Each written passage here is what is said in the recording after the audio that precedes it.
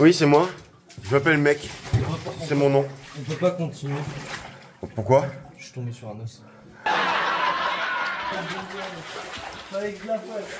Bref, j'étais tranquille chez moi, en train de me faire couler un café, quand j'ai reçu un coup de fil. C'était un pote qui me disait... Tente de faire les catacombes avec moi. Du coup, j'ai dit oui. Oui. On est arrivé chez lui, on a fait le checking du matos, je me suis endormi à 3 h du matin, on a pris le train, j'ai rattrapé ma nuit dans le train, on est arrivé dans les catacombes, et là, l'aventure commençait. On a visité plusieurs salles au travers de 18 km de labyrinthe, comme le bocal, la plage, apéro, la fontaine et la salle wifi. Ensuite, on a été claqués, parce qu'on avait fait 18 km depuis qu'on était rentré. On a cherché plusieurs endroits, on a fini par trouver un endroit qui était franchement pas trop mal. On vous a souhaité une bonne nuit, on a passé une bonne nuit, et là, on se retrouve le deuxième jour dans les catacombes. Bref, bienvenue dans Urbex One.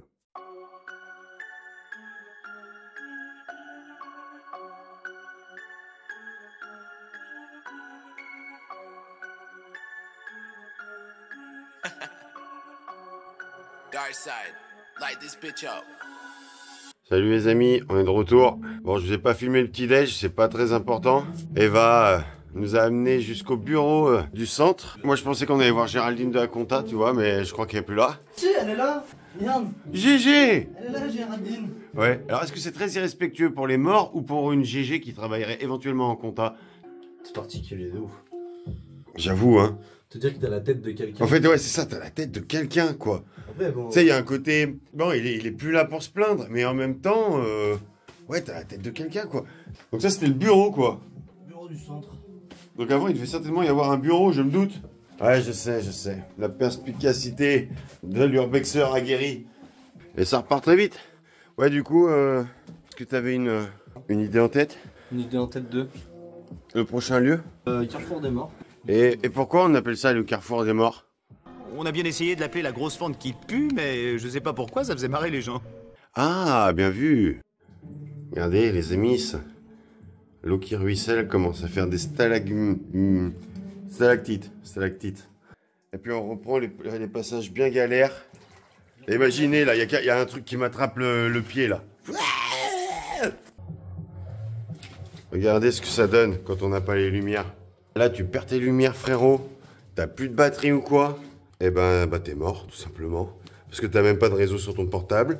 Et ça voudrait dire que t'as même pas ton portable, sinon tu utiliserais le flash du portable. Ah, j'ai plus de batterie, c'est ça? Je peux plus aller plus loin. Génial, ouais. Ouais, comme t'es en train de me dire. Enfin, moi, je lui ai fait la remarque, on voit beaucoup de fémurs et de tibia. Et effectivement, comme il me disait, vu que c'est l'os le plus solide, il se désagrège moins vite. Et malheureusement, les crânes sont volés. Là, j'ai une hanche. Là, j'ai son cousin ici, là.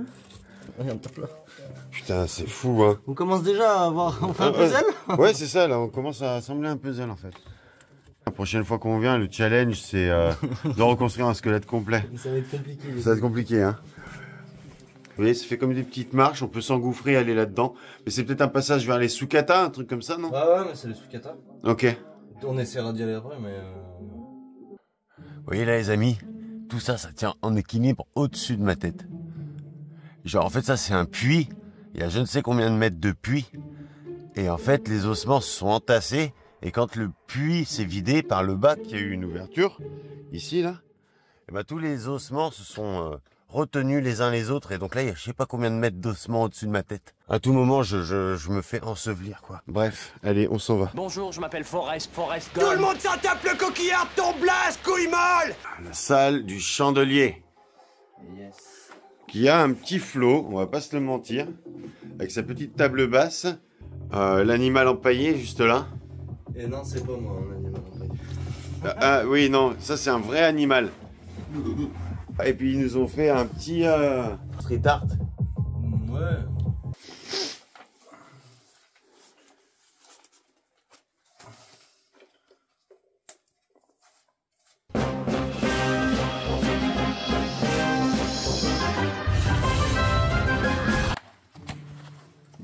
Regardez les amis, il y a plein de genre de petits fossiles, coquillages qui sont pris dans la pierre. On a trouvé un petit coin, regardez, il y a des petites pierres insolites, C'est pareil, lui, il est fossile. un peu semi-précieuses, ou je sais pas trop ce que c'est. On a des violettes, des bleus argentés. C'est une côte. Il y a des côtes. Enfin, je pense que c'est une côte. Et il y a, regardez, il y a un fossile énorme. Qui a... Attends, il y en a une autre là. Regarde, tu vois les stries là sur le côté. Ouais. Partie de colonne vertébrale. Oh, ma C6, elle est là. Elle est là, mais c'est 6. Il y a ta C7 là-bas que t'as pas rangée. Ouais, mais elle me casse les couilles celle-là. Ah, tu l'as enlevée? Ouais, Ok, d'accord. c'est mieux. Regardez ça. Ah, mais attends, il y en a d'autres là-bas, gros. Ah ouais. Alors, est-ce qu'ils les ont vraiment trouvés dans cette pièce ou est-ce qu'ils les ont amenés? Je pense qu'ils les ont trouvés dans les katas. Et oui, et qu'ils sont... Et là, c'est leur point de collection un peu. Ouais. Oh, t'as vu le nombre d'escargots qu'il y a là au mètre carré? Ouais. Par contre, c'est fort possible que les fossiles, ils les aient trouvés ici du coup. Par contre, il y a un putain de piège derrière ce pilier. Regardez. En fait, là, t'as un tout petit passage. Et après, là, t'as un gouffre. Frérot, il fait peur. Tu tombes là-dedans, tu te casses une jambe directe. Oui, c'est sûr. Je suis bien content d'être venu là, ça fait des années que j'ai envie de faire. Alors je vous coupe momentanément cette séquence pour vous faire comprendre que là, nous sommes face à quelques membres des FC. FC signifie frotte connard. C'est un groupe de cataphiles qui pratique le street art et qui combat le style vandale. En d'autres termes, ils provoient la peinture dans les catacombes avec un minimum de style artistique et qui semble de toute évidence agréable au visuel. Ils combattent le style vandale, c'est-à-dire les gens qui vont apposer des NTM ou d'autres injures avec un style de graphe négligé. Et ils combattent ces gens en apposant le terme FC un peu partout dans les catacombes, histoire de leur faire comprendre, nous sommes là, on vous voit. Ça reste un groupe vraiment agréable et abordable, dans le cadre où vous n'êtes pas négligent et que vous n'apposiez pas des peintures négligées. Bref, on enchaîne. Alors là les amis, on est dans ce que les cataphiles appellent le cellier. Et c'est un endroit qui est franchement immense. Tu vois, avec des genres de grosses poutres comme ça, là, béton, qui maintiennent le reste. Il y a des arches. Grande table, avec de quoi te caler. Ça, c'est un genre de... Je pense que c'est vraiment un des lieux phares où ça vient faire la bringue. Vraiment. Regardez-moi ça comme c'est grand. Un truc de ouf. Alors ça paraît peut-être pas tant un truc de ouf pour vous, mais je vous jure, quand ça fait 24 heures que vous êtes dans les katas et que vous commencez à ne croiser que majoritairement des longs tunnels trop étroits ou trop longs, tu tombes sur des coins comme ça, tu sais, tu trouves ça stylé. Regardez, les escaliers et tout. Enfin, c'est pas grand-chose, mais c'est bien pensé pour pour des catacombes, quoi, tout simplement. Il y a 2-3 tags assez stylés.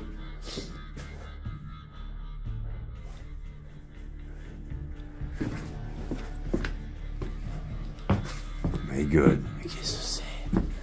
C'est un truc de fou, les amis. C'est vraiment un truc de fou. Ah bah. Ouais. Je suis là. Ça résonne même pas.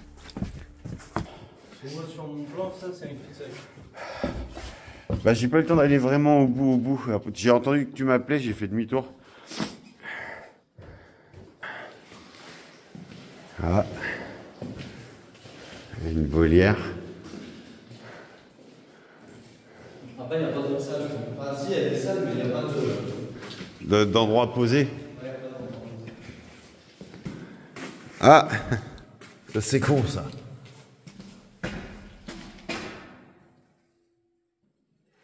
Alors, dans l'épisode précédent, je vous avais dit que je vous donnerais un peu plus de contexte sur l'histoire des catacombes. Et je vais donc essayer d'être rapide et non exhaustif parce que honnêtement, il y a beaucoup de choses à dire. Pour commencer, il faut savoir que certaines parties de Paris furent construites avec des pierres qui constituaient son sous-sol, et également grâce à des carrières à proximité de la ville. Au XIIe siècle, la ville se prolongera au-dessus de ces mêmes carrières une fois que celles-ci furent complètement exploitées. Les travaux de construction des catacombes commenceront donc suite à une série d'effondrements du sous-sol parisien en 1774, car la ville reposait sur de grands espaces vides creusés quelques siècles auparavant. Par ailleurs, les catacombes de Paris sont aujourd'hui des ossuaires, abritant le reste de plus de 6 millions de personnes. parce que dans les années 1700, les cimetières s'accumulaient dans la capitale et posaient donc un problème d'urbanisation. À cette période, le roi Louis XVI a donc nommé une commission pour enquêter sur l'état des sous-sols parisiens. Cette commission avait pour nom Service d'inspection générale des carrières, et ses membres seront finalement les premiers fondateurs des catacombes. Leur travail consistait en une mission essentielle, faire une série de murs et de tunnels qui pourraient soutenir la ville sous son propre poids. Et dans un second temps, y créer des espaces suffisamment grands pour en faire une série d'ossuaires afin de vider les cimetières de Paris. Pour l'heure, les catacombes se divisent en deux catégories. La première dite officielle, où vous allez payer pour visiter un couloir entretenu et éclairé de 1,7 km, et la deuxième, non officielle, qui recouvre l'entièreté de la capitale, représentant 360 km de labyrinthe obscur. Aujourd'hui, cette partie de la capitale plongée dans la pénombre est exclusivement explorée par les cataphiles. Et il faut savoir que ces explorateurs des bas-fonds parisiens sont ceux qui ont agencé toutes les pièces que nous avons explorées précédemment. Lorsque vous voyez des bancs, des tables en pierre ou l'équivalent de petits escaliers, il faut bien savoir que ces rénovations sont récentes et réalisées par ces passionnés qui cherchent à entretenir et découvrir toujours plus de mystères dans cet endroit presque oublié. Il faut tout de même prendre conscience que s'y aventurer reste une activité dangereuse. C'est pour cela qu'il y a parmi les forces de l'ordre une division appelée cataflic, qui a pour mission de limiter ces excursions souterraines et de porter secours aux personnes inexpérimentées qui s'y perdraient. Voilà pour la petite histoire, mais je vous invite à faire des recherches plus poussées si vous voulez en savoir plus sur l'histoire des catacombes, car il y a beaucoup de choses à dire et je suis passé à côté de beaucoup de détails. Pour l'heure, revenons à notre exploration. Oui, il y a plein de petites pièces qui reviennent dans des petites pièces, qui reviennent dans des petites pièces. Ah, c'est un truc de fou. Oh là là, mais ça s'arrête jamais. Ah si, là ça s'arrête. Bon, et puis vu que vous en avez peut-être marre de m'entendre parler, eh ben, je vous mets ça sur un fond de musique, ce sera toujours mieux.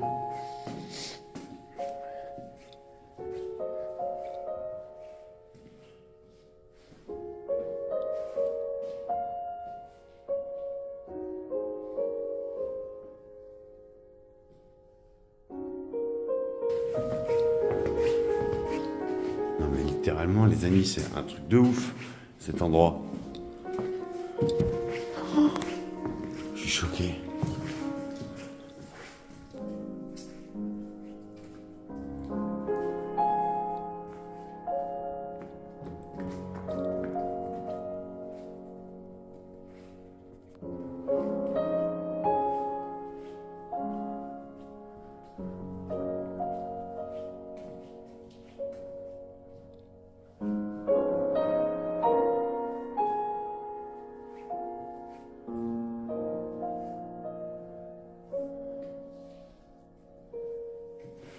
Bon, du coup, je viens d'où, moi?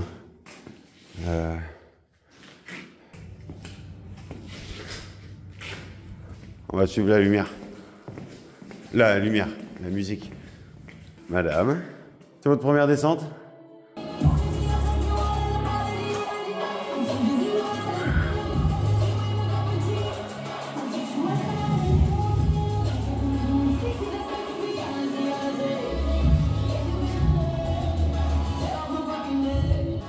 Ben voilà, préparation de la bouffe, un peu de yofi. On va manger quoi ce soir? Curry, ou alors chez plein de carne. Je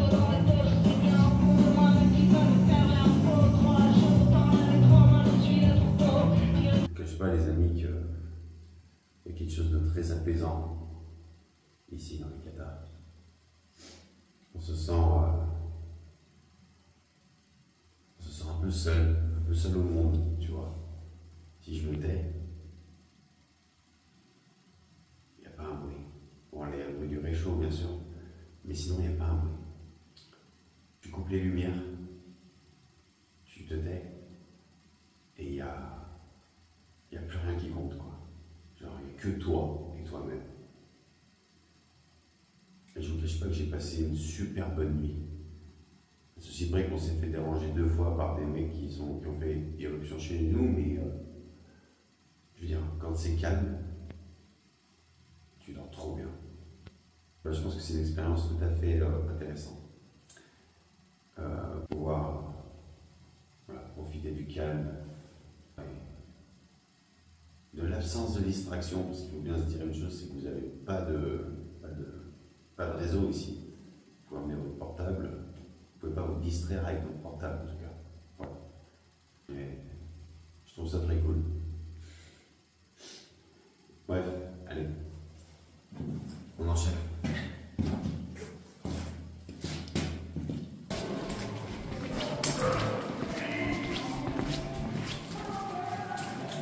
Quand tu vois des points comme ça qui restent encore, c'est que ça a été cassé. Donc ils ont cassé, mais il y avait des miroirs partout, c'était magnifique, c'était bien.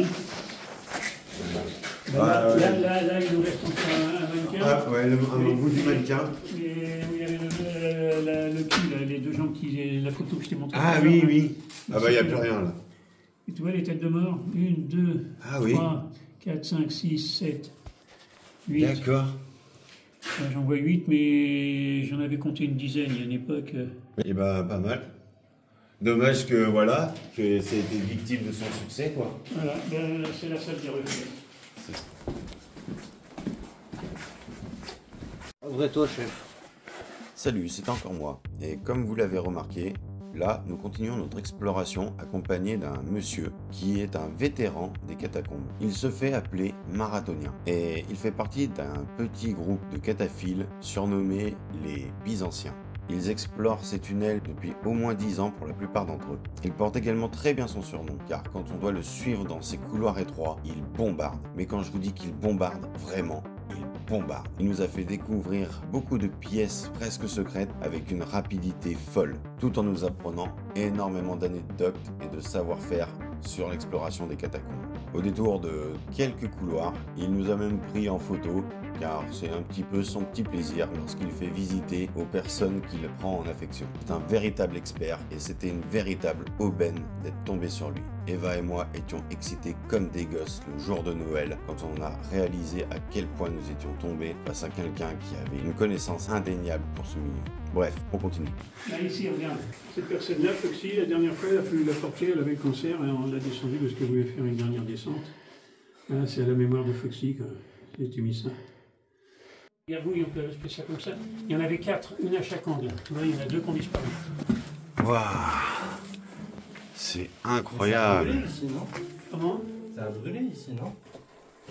Non, c'est à force des assiettes, les bougies, machin, avec le nombre des années. À chaque fois que je viens ici, je me demande, merde, mais où est-ce qu'il est ce putain de château? Là, je ne vois pas. Il est impressionnant. Il est super beau. J'ai des photos quand il était pratiquement neuf. Parce que là, tu vois, regarde les ensembles, les tours, les créneaux. Oui, ça s'est un peu effrité. Les créneaux touchent le plafond. Jamais. D'accord. Ah, ouais, Tu vois, d'accord, parce qu'il le remblai soutient. ne touche pas le plafond. Ouais, Donc tu peux déblayer, ça risque rien. ok. Et si le remblai touche le plafond, il ne faut jamais déblayer. Ok. Ça, c'est un bloc qui va tomber sur la gueule de quelqu'un un jour. Bon, bah, je vais m'enlever tout de suite. Hop. Je sais pas si tu as remarqué château, mais château c'est pareil, hein, c'est une salle qui craint. Hein. T'as pas regardé le ciel? Si, ouais. Ah bah il craint, hein. Moi j'aime pas trop château. Les Catalans, on a quand même une histoire. Les carrières de Paris qui ont pratiquement servi tout à fait national. Alors il paraît qu'il y a une petite partie qui a servi à Notre-Dame aussi, et ça j'en suis pas très sûr. C'est quoi un fontis? Le fontis, c'est un tas de sable comme ça, Ok. qui vient de surface. Ça arrive de la surface. Ça veut dire que le fontis qu'il y a dans la galerie, il y a un creux au niveau du parking au-dessus. Un jour, ça va se casser la gueule, là-haut, il y a une voiture qui va tomber dans un trou. Ah, ok. Un fontis, c'est coulé, c'est l'affaissement de terrain au-dessus. Ok, donc on peut bien rester dessous, quoi. Là, on passe par là, c'est parce que je vais te montrer Chaumière. Ça n'a pas été à Chaumière. Non. Ex Anubis. Extrêmement vite. Ici, il y a marqué Anubis. Ok. Ça a disparu. Bon, après, j'ai envie de dire. Maintenant, ça s'appelle la chaumière parce qu'ils ont mis la chaumière juste là, c'est ça? Voilà, ben, maintenant, ils ont appelé ça la Chaumière. Ok, donc ils gardent des trucs quand même un peu égyptiens. Ouais. Comment ça s'appelle les hiéroglyphes? Ça encore, c'est pas trop vilain ce qu'ils ont fait, noir, mais avec le brillant tout autour et puis les petits dessins. Non, c'est sympa ça. Ouais, puis faut savoir dessiner, toi. Moi, je serais incapable de dessiner le signe. Non, à mon avis, c'est des tampons. Tu sais, tu mets ton tampon et un coup de peinture. Ouais. Ouais, je pense que c'est ça.